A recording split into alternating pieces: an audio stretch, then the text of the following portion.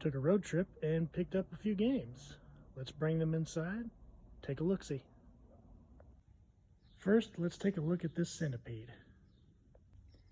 Everything seems complete. I'm told that this machine plays blind, but neither fuse on this chassis is blown, so let's plug it in and see what happens.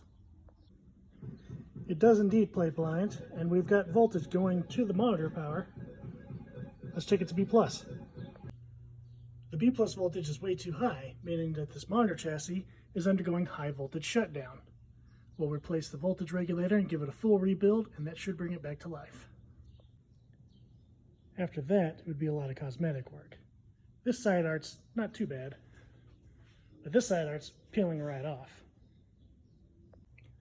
The marquee and bezel are in pretty decent shape, but the control panel has the same wear around the trackball that they all do.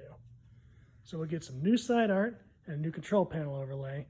This is a great candidate for restoration. For now, it goes in the pile. Next up, we've got an original Taito ice cold beer. When you power it on, both motors move as it starts its self-testing, but the belts don't really get any movement, and you can't get the bar to move. But I was able to do it manually after some work. I think they just need to be cleaned and lubricated. But I feel like if I take this thing apart, give it a nice thorough cleaning, and maybe replace the belts, this should work. The artwork on the control panel and bezel are in pretty decent shape. Side art is okay on one side. We could stand to be replaced on the other. We could also use some new T-molding and some Bondo work, especially down here near the bottom. Another candidate for restoration being thrown into the pile. And finally, we have this Miss Pac-Man cocktail machine. This seems complete, and I was told the same thing as the Centipede, that this plays blind. Neither fuse is blown on this chassis, so let's plug it in. This one suffers from the same problem.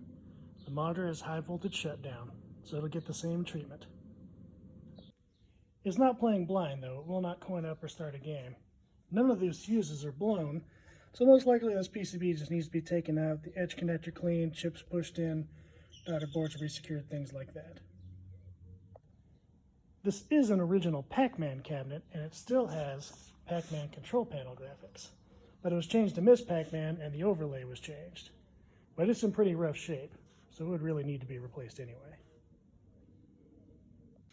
I have artwork for a Miss Pac-Man cocktail, but since this is an original Pac-Man cabinet, it's too small, because they are actually different cabinets. So this would have to stay with Pac-Man artwork.